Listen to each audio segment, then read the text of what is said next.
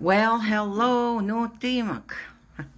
Friends, family, cohorts, and enemies, thank you again for coming to listen to me. I appreciate the audience.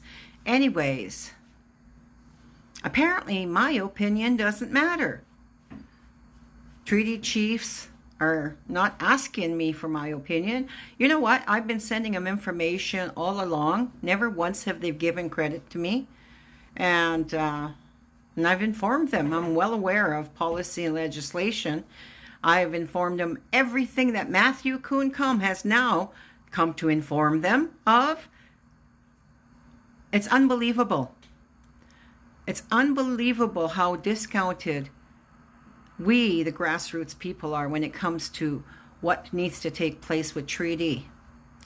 In my recent research, I found out, and I don't give a rat's ass who knows this anymore, the Indian Act is what put in the idea of chief and council. That is not our traditional way of doing things.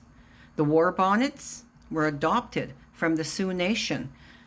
It wasn't really the Nihil way of doing things. You know, there's some things that are going on that I'm starting to think of the old boys club happening with the indigenous communities, and even though there is a female national chief, I don't hear much of what she has to say or much opinions that she has. And the reality is, there is no treaty leaders per se. Chief and council are leadership for reserves under the Indian Act. That's all. There's no ands, buts, and whats. That is clarified. You can find that anywhere when you look under the Indian Act and you look up what they formed for leadership. It wasn't the indigenous people that formed this leadership on reserves. It was the Canadian government under the Indian Act. So I have to wonder, how is it chief and council who gets paid by the Canadian government can oppose anything with the Canadian government without being a conflict of interest? Do they really oppose things? Or do they appear to oppose things? I don't see transparency, although I've asked for it. I haven't seen any accountability, although I've asked for it, as have many numerous people.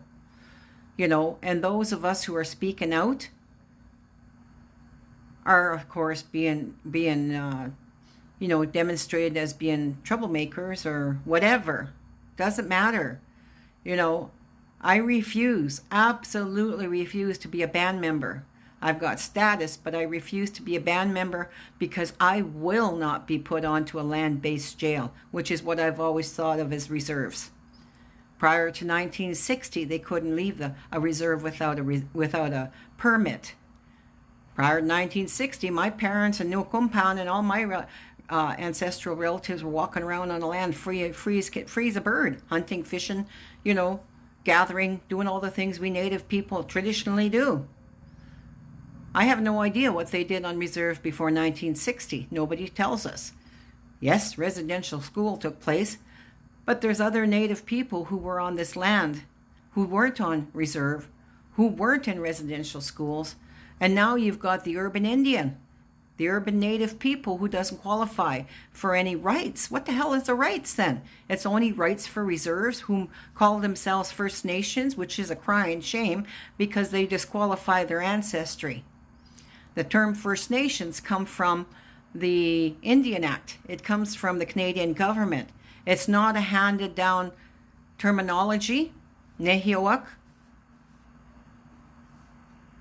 Blood, Mi'kmaq, Inuit, Lakota, Dakota, Nakota. Those are all our names. They're our tribal affiliations. First Nations it, and I'm getting sick and tired of people who call themselves First Nations as if it's something to be proud of. It's nothing to be proud of. You're a person who's captured on a reserve. You don't even own the house you live in or the land you reside on. You're allocated funds through the Indian Act, money that belongs to all of us. Every single descendant of all indigenous people in this land should be benefiting from the oil, from the gas, from any type of industry that is off our land and our water. We should all be benefiting from that. But how in the world do we battle for that when it probably is a conflict of interest when chiefs step in to talk about it? You'll never hear them say, "I'm only a chief under the Indian Act." But that's the reality. And then you got the other people who've come in and created businesses under Indigenous names, calling themselves, Grand Chief this, Grand Chief that, when really Grand Chief has no say in anything. That's the reality. And I'm getting fucking sick and tired of people acting like my family and I don't deserve any of these rights, or the Métis people don't deserve any rights, or the Inuit people don't deserve any rights. These rights were written long time ago, and I'd like to know who were the signatories on every single one of these treaties, because really, look at the treaties. All you'll see is an X. How can we prove, in fact, that somebody did sign that who was Indigenous? How can we say that, it wasn't the Moniawak who put their X there and said they got X's from people? I know for a fact, Nokumpan and my mother and my father would not understand some of the legislation and policies that take place on this land regarding our people. So if they don't understand, and my dad was a reader just like me, how many people really understand? And really, how come nobody's talking about the first strategy that we should be looking at, whether we're Indigenous or not? The first strategy is just to say no on that referendum question. How difficult is that?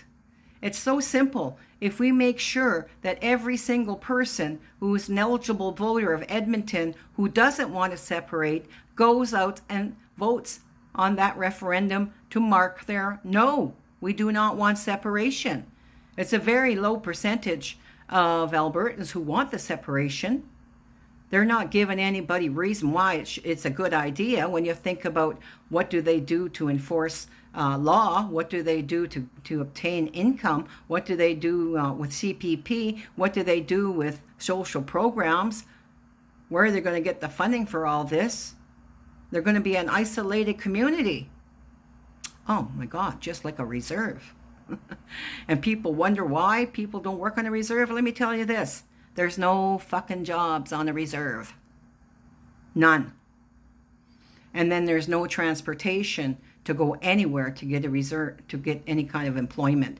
There's no support to work off a reserve. Seriously. And if someone works for the government of Canada, they work for the government of Canada, not the people.